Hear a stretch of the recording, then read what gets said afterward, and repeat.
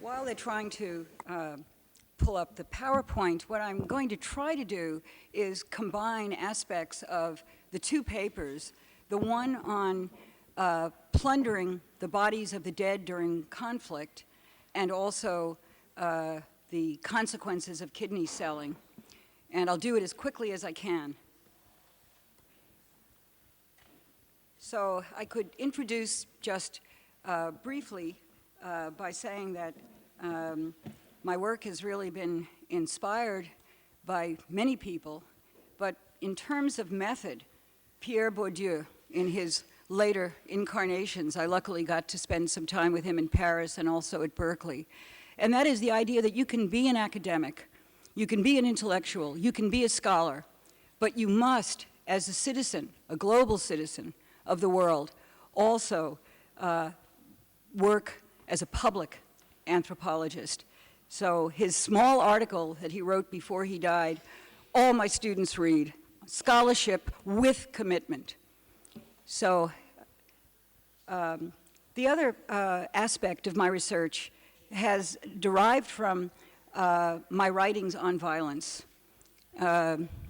political violence, what I call structural violence, the violence of poverty and exclusion, and lack of access to basic needs, basic health care needs, everyday violence, by which I mean the violence that's routinized, that isn't even recognized, it's invisible, as structural violence also is. Symbolic violence, which occurs in all institutions, including the family, where certain people are let go of. They're scapegoated. They're the mythological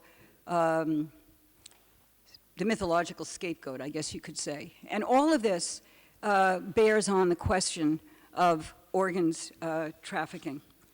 Now, organs trafficking is very, very different from the other forms of trafficking. For one thing, it's very, very small.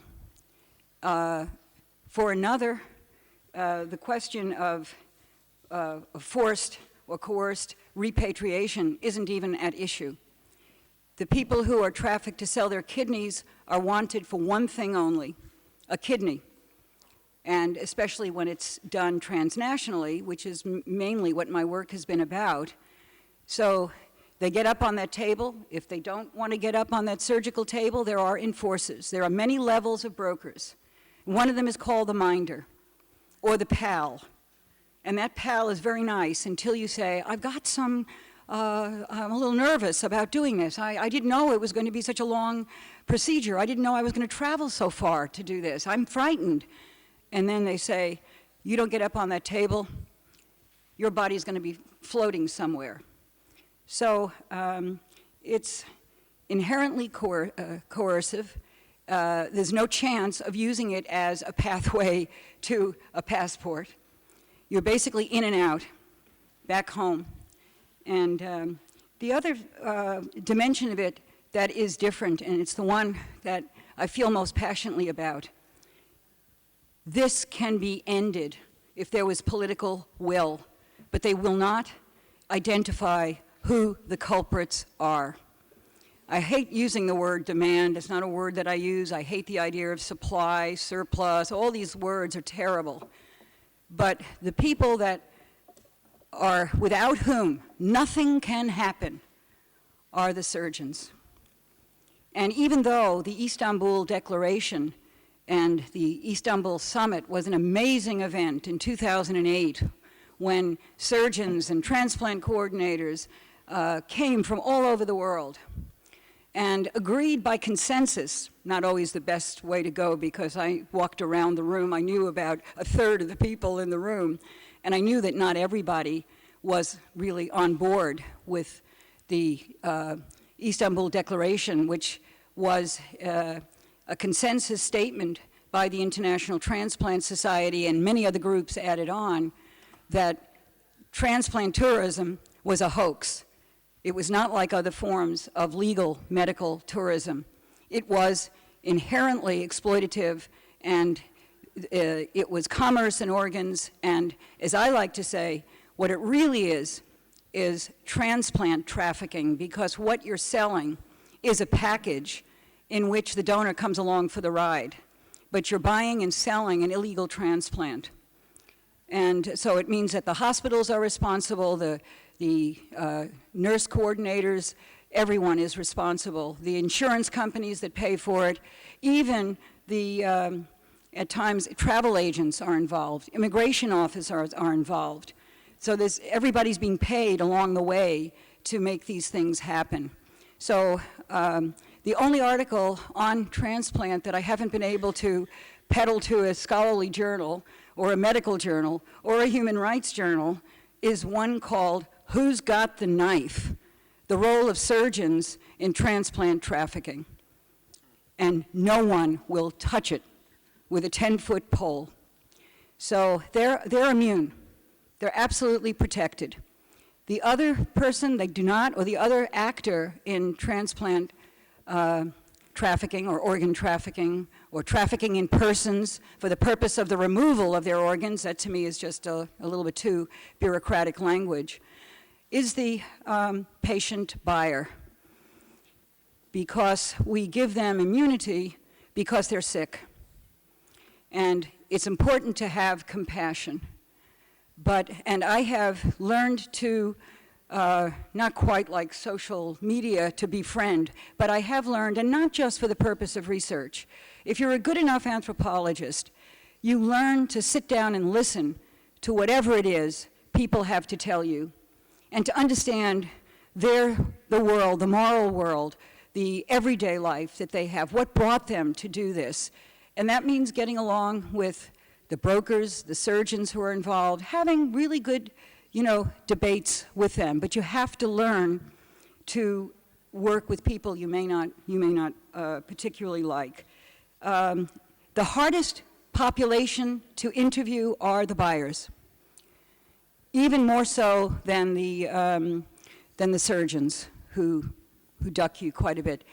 But in talking to the buyers and learning the conditions under which they have decided to join with an illicit network and travel overseas, basically have maybe been taught, or maybe are self-selected, or maybe they've been primed or groomed by the brokers to see the sellers as basically scum, scraping of the barrel, people that have no value in life. Or why should I worry about them? If they're not selling their kidney, they'd be selling their kids. They're from that kind of a class of people. It's really buying from the enemy. Because the further away you can get from your own people, the more you can feel that it's ethically acceptable to do this. But anyway, I wanted to open, let me see. I find these chairs difficult. I like to talk up and down, and I feel like I'm like down in a hole because we're a little littler than the people that are usually sit here. But I thought that I try to put together the two papers, and to say that when you deal with organs trafficking, you're also having to deal with tissue trafficking, which is itself a billion-dollar business. So trafficking from the dead, the really dead, the deader than doornail dead. It also deals with questions of the manipulation of brain death. So I spent a lot of time with neuroscientists understanding the different regulations about brain death and how, in fact, sometimes there was a very large criminal network in Minas Gerais, actually it was Belo Horizonte in Brazil, and Taubaté, in which surgeons and nephrologists made a pact to declare poor people and not very educated people who were in the emergency room as dead. It's like your worst fear. And they did it for about 10 years.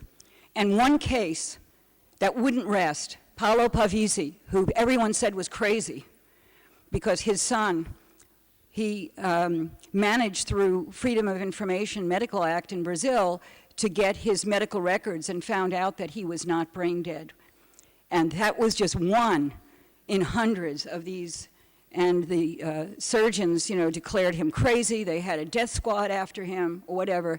But he prevailed, and during two, a big one in Brasilia and one in Recife, parliamentary investigation, they began to take seriously because he had all the data. So one case can make a big difference.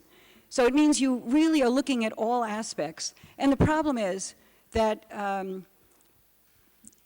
this fact, fiction, blood libel, it's all of those at certain times. So you have to have a great tolerance for the fact that some of the stories are going to end up to be a moral panic or some sort of crazy social imaginary. They're out to get us. It could be paranoid and spread within a whole community, like a hysteria. And many things have been called blood libels. Blood libels exist, but sometimes they're invented in order to hide crimes. So this is what I said before. So another thing to look at from the beginning is the words that we use really matter. And there's a lot of euphemisms in all professions. But in transplant medicine, you know, we have to think about all of the banking metaphors: supply, demand, shortfalls of organs, gifts of life, harvesting. Well, that doesn't quite fit in there. It's not a banking metaphor. Maybe an ecological one. Supply tissues, organ scarcities, altruism. Spare kidneys is one of my favorite. There are no spare organs. They're there for a purpose. If you talk to a nephrologist who is not involved with transplant surgery, he'll tell you, of course you need this spare could save your life. And also that your kidneys age at different levels. They don't age exactly the same way. So anyway, besides organs and tissues, there's also the selling of eggs and oocytes. I've been involved in that in legislation in California.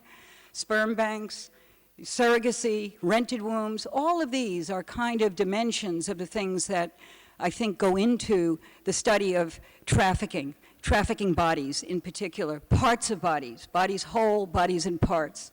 So when I was talking about Organs Watch, and I thought I was going to do it at the earlier part, I wanted to tell this recent story about ISIS, because it actually leads to another story, two stories, but I'll do them very, very quickly. One that I'm very proud of, and that is that my work had a part in stopping the harvesting and stockpiling and sale of tissues, skin, limbs, body parts, torsos, everything at the Israeli Forensic Institute, beginning and started by one person only, the highest paid federal employee of Israel, a man named Yehuda Hiss. And he trained young doctors, and he corrupted essentially the entire institute. That's happened in the UK, it's happened, you know, we've had these kinds of things elsewhere. It's not just this one. But yeah, it was called a blood libel. And when I said working across the table, whatever, working with people whose politics you may not like, whatever it is, was what ended this. So anyway, this was the story that came to me when the CNN called me last March 15th, and you can read the whole story yourself, but it was the ambassador to the UN from Iraq, and he presented to the Security Council his allegations that had come to him that in ISIS-controlled parts of Iraq, that some doctors had been murdered, and the explanation for their murder was that they refused to participate in execution with organ removal. So I was asked to go on TV and comment on it, and I said, I think I'll take a pass on the TV part, but I will tell you online or whatever that I don't know what ISIS is doing. Who knows what ISIS is doing? But this could be propaganda, this could be slander, this could be all kinds of things. But if you're asking me, can it happen during wartime, conflict, in a terrible area? Yes, yes. That is one of the sad, you know, the body of the enemy has always been plundered going back in time. But since the development of biotechnology, transplant medicine, plastic surgery, orthodontia, all of these medical technologies, the need, the desire for organs, tissues, is there. So why not, if you're executing, also have doctors there who can remove, maybe not all of them for transplant, but they'll take things that can be used and sold on the market for research, for medical training, for pharmaceutical companies, biotech companies. But kidneys you can remove in a field hospital. It's been done. And you could package them, and you can send them, and even though it's not ideal, you can have a 72-year-old kidney packed well, send it off by, and it can, so I said that it's possible, and it can be done. And what happened was, one of my graduate students, who does not want to be named really, helped me out and found online under, I'm trying to find the name of the website, is in the paper. He found fatwas about the behavior of religious Muslim members of ISIS. And it was amazing because I don't know Twitter. I wouldn't know Twitter from anything. And I know it's very limited. But in these publications that he believes, or at least his information, and he looked up that he was able to translate, but he believed that the origin was probably Yemen, and that they were using classic 1,000-year-old texts to essentially say, let's see if I can at least read to you what was being said, or you can find it yourself. So it's on jihadica.com. You can find it in there. And a fatwa is not a jihad. A fatwa is simply a person who has some knowledge about jurisprudence, Islamic jurisprudence, and you go to that person, that cleric, and ask questions. And questions were posed on Fatwa 68. The question, which we don't know who it came from, is it permitted to take organs of the captive, infidel, or apostate, you can do it either way, for Muslims in need of it? And, well, I can just, what appears to be the case is that God Almighty knows better about the rewards of transferring healthy parts of the body of the apostate to the body of the Muslim to save his life or to remedy the loss of organs. For there is evidence in all bodies of religious, for this is evidence in all these various texts. God Almighty says, and whoever saves one, it is as if he had saved mankind entirely. Now that's something you hear in Israel, that's something you hear in Christian texts. It's a general, we are in the end one root religion essentially that has its derivations, but it's using some of the same ideas. And the context of this verse is general, and it includes all forms of saving lives, and one of which is organ transplant. And then this fatwa, there were several of these fatwas, many of them, I guess, that were tweeted. According to the experts of Shafi and Hanbali schools of Islamic jurisprudence, these permitted the killing of warring infidels or apostates under the constraining circumstances of wartime that included, and this goes back 1,000 years, you're in the desert, eating the flesh or taking the blood. And so they said today, essentially, that could incorporate the idea of eating the organs of the other. And there was also a very interesting passage that said, and don't worry, the organs of the infidel, when they are consumed in transplant, are protected and are essentially convert into Islamic organs. So it becomes clean. In a way, the truth of it is that the moral reasoning, the jurisprudence, the explanations, which you'll have to read for yourself because I want to talk about the other side of this, is not dissimilar from what organs buyers say. And that includes, I'd rather buy from a stranger, I'd rather buy from an enemy, I'd rather buy. Why would I not want to take from my family? I don't want to weaken them. I'd rather weaken people we don't like. So there's politics in this. there's racism in this. Now, not all. I mean, I love many of the sellers I've met, but basically, there's not too much difference between some of the way that the buyers speak. Okay, I'm not going to talk. Also, during the anti-apartheid struggle, when there was a pile-up of black bodies, they took the organs. The KLS, the whole question about Carla Del Ponte, I heard the same story in 2001 when I was in Moldova, and I spoke to an ambassador who said, there's problems over there with organs. And some of you know the story that Swiss Senator and Prosecutor Dick Marty said that Serbs that were left over during the handover of Kosovo from UN Minsk to the EU, it was a bad handover, and a lot of important documents that would have actually verified forensically that in fact there are, I think, between 400 and 500 Serbs whose bodies have never shown up. And they've never found the graves, they've looked, and that there were crucial witnesses who were KLA drivers and others, one of whom was killed for saying that there were a couple of detention centers where when we took them, we knew they would be killed, but in one, we were told to tell the people, but you have something special, because we're not only going to kill you, we're going to take your organs. So that was finally, I was going to say that, you know, there were plenty of people like Bernard Kouchner said, this is crazy, this is mad, this is a crazy story. Are you mad? Do I look like someone who was not, nobody was saying that it was his fault.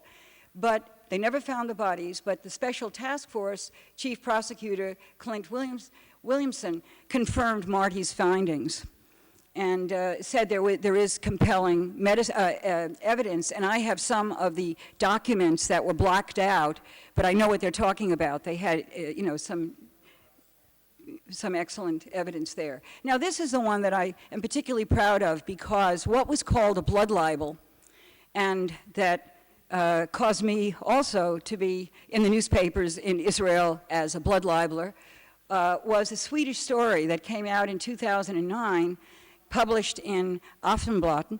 In Sweden, our sons' bodies are being plundered for their organs, which was unfortunately translated wrong in English media as our sons' bodies are being killed for organs. That was never the case, being plundered because the mothers and sisters and whoever was picking up the bodies would see that they had been mutilated. So this came out, and all of a sudden, blood libel in Sweden, outrageous accusations of stolen body parts. Was the story true or false? I knew the answer. I had had it in my Organs Watch files, and I got in a lot of trouble with Palestinians. Why didn't you do something with the interview you had? It was such a shocking interview. I had it on audio tape. I don't know why Yehuda Hiss decided to talk to me. I told him, I went with an Israeli academic, and she said, he's not going to tell you anything. And he sat down and basically said that, that he did remove tissues, organs, and skin following the autopsies of Palestinians and sent to a military-operated skin bank. He distributed organs and tissues for research, for use in medical training. I never sold anything, he said.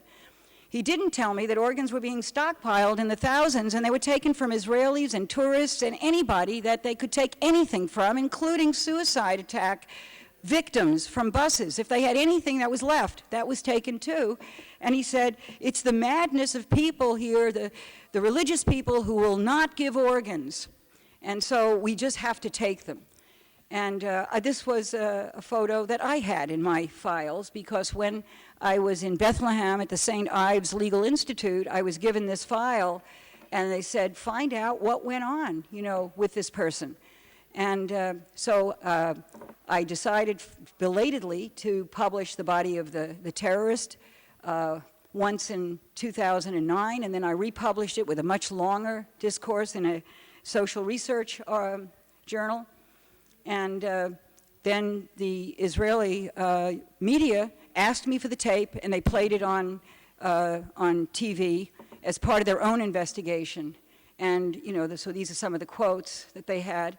One of the victims of dissection was Rachel Corrie, who was an American protester crushed by IFD bulldozer in Gaza. And During the war, there are no civilians. And this is during the questioning at the Corey trial in Haifa District Court. And Yehuda has testified that samples and body parts were removed, but he didn't know where they were. The family didn't care. Their daughter was dead. That's all they knew. Well, in the end, Yehuda Hiss was put out, but it was because of the collaboration between myself, the Swedish journalist Donald Bostrom, and a forensic pathologist, Colonel Kugel, who from the inside had been trying to change the whole spirit of the place. And he lost his job, and 3 of the young medical residents who he was saying, this is not normal, this is not good. And his beautiful dialogue is in the back of the paper on neo-cannibalism, where he says, I am a Zionist, I am proud of being a Zionist. He says, but Nancy, I am also a witness to the dead. These dead, he never called them cadavers. He said, these persons have families, they're missing, people are looking for them, they want to bury them. I don't worry about transplant not getting the organs it needs. I care that traditional religious beliefs are followed, even if I, as a pathologist, think of the dead body differently. Other people don't. So he, to the shock of all of us, was made the head of the new Forensic Institute. This is Kugel in his autopsy, where he's saying, if you are a pathologist, you are bound by the limb, by the heart, by the lung, to these people, these dead people that had lives. A dead body is not nothing, he said. It is something. It means something to families, especially during times of conflict. Okay, so Kugel begins to repatriate body parts, and these are the ones that weren't already destroyed. Thousands were destroyed and buried. These are ones, this is how many? In the back of the Forensic Institute. So you can make a difference by paying attention to scandals. Sometimes scandals are true, and Israel agrees to return the organs to the dead, admits to harvesting organs, but not just, there are several, I think there's more than 24, Kugel told me, the last civil action suits to get the repatriation. So that's just to tell you that things can be made better. And it takes just 3 people to do it. But, you know, and we didn't like each other. I mean, I love Colonel Kugel, I have to say. Bostrom and I didn't like his politics all the time, but I just thought this man is a hero. He's the one that took the brunt of it. We just got, you know, plastered in all over the newspapers as blood libelers. So, scars. I like this because a finger in the wound is what this is all about. And I'm going to go very quickly because in Brazil, where these rumors of organ trafficking began with children. It's always about children. And these are the children of Timbaúba who are marching because their siblings and their friends, and there were hundreds of them, had been killed by a death squad. And they believed that they were killed for their organs. Now, it is true that when the mothers went to the Medical Legal Institute, the bodies had been dissected and parts had been taken. The law in Brazil says if someone can't get to the Forensic Institute after the first 24 hours and identify these bodies, we have the right to take it. So actually what they were doing was legal, but, you know, not kind to the families. So a kid sold as donors, you know, there was this crazy website that came out, MedicalAdoptions. It was a spoof, it was a joke, but it was a very smart joke because it actually offered children for adoption that you could then give them a good home and they would give you an organ for your child. And people believed it was real. And they had different countries, different portraits of children, and you paid more if they were white.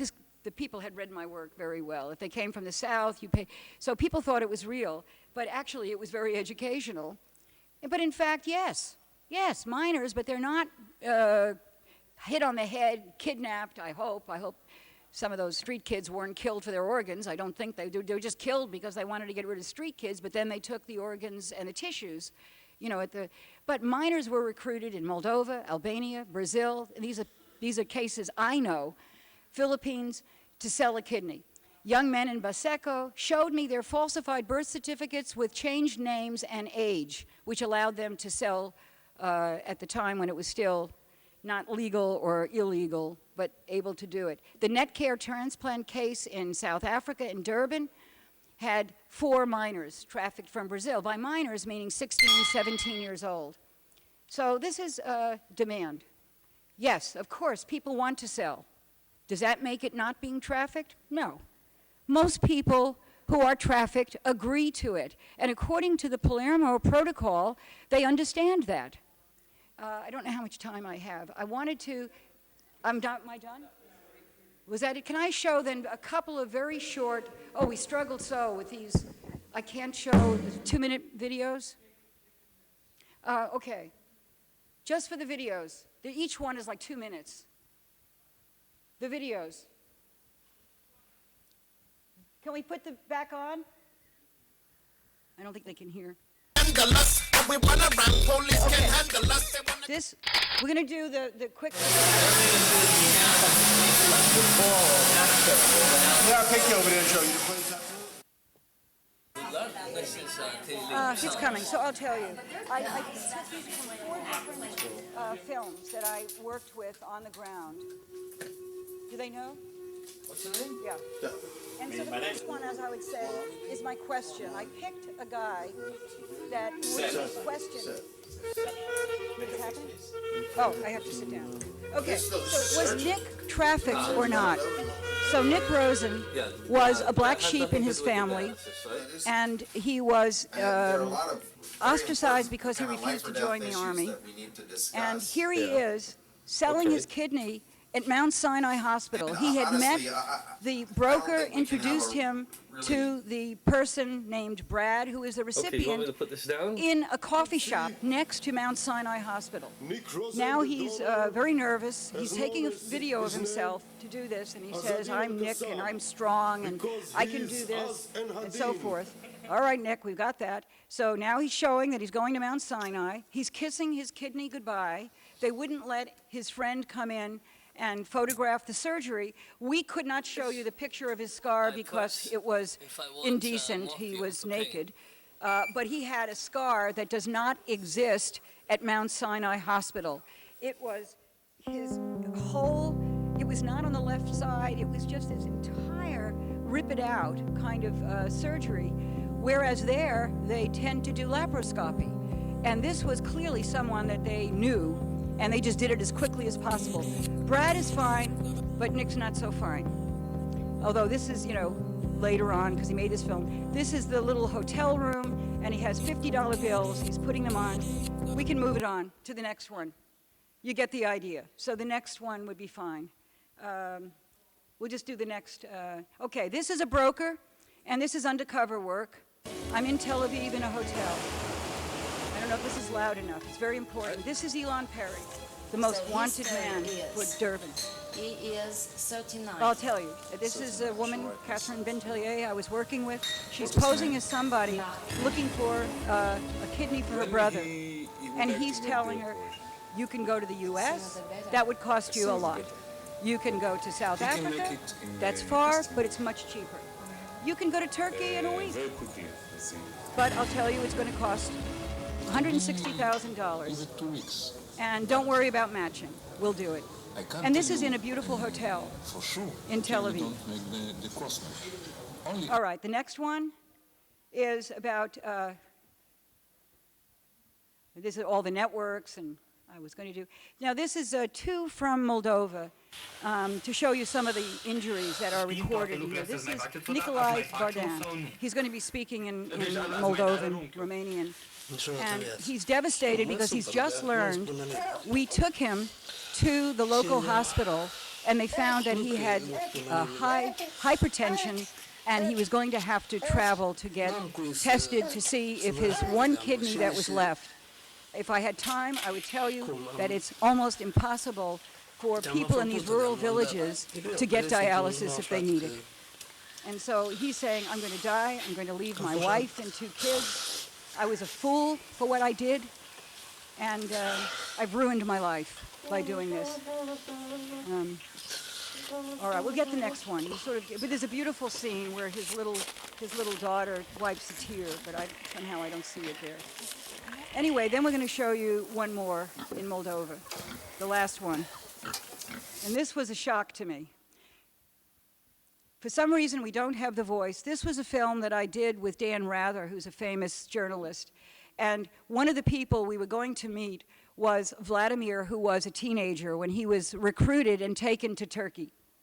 And so I went, looking for him. I'd seen him once afterwards, and he was, looked very sickly, whatever. So we're going back with Dan Rather to see how he's doing, and he had died. And that's Vasily, the father, and the father is saying, I'm sorry, but he died. What did he die of? We don't know. We don't know. I found out. He died of kidney disease. They said he had to have dialysis.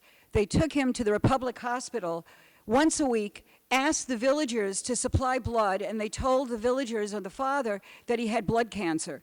And so they needed lots and lots of blood. And so they thought dialysis had to do with giving new blood. And then he's talking about the brokers, and he said, what do you think about the brokers? I said, I think they're criminals and they belong in prison. And then he says, which you can't hear, is we know that, and we got together and we tried to kill the local broker. A bunch of, you might say, village vigilantes, but they said we had to stop her because she was recruiting both women for sex and men for kidneys. And that's what he looked like before he went to Turkey. I had only seen him afterwards. And so that's sort of the end of that story. This is the one. The recruiter said she was taking them. I'll end here because I had many recommendations to make, but one of them that I hope will get across is that this can be ended if the doctors could be named and not just shamed, but prosecuted to make a lesson so that the other surgeons would stop doing it, because you don't need, the only person that makes this possible are the surgeons, and they have immunity. Why? I was in court with Mr. Rosenbaum, and she was praising the surgeons up and down because saving lives. What I didn't tell you is that the people who go to look for organs are over 70 years old sometimes, over 80, or often they're doing preemptive transplants, that is, before they even have to go on dialysis.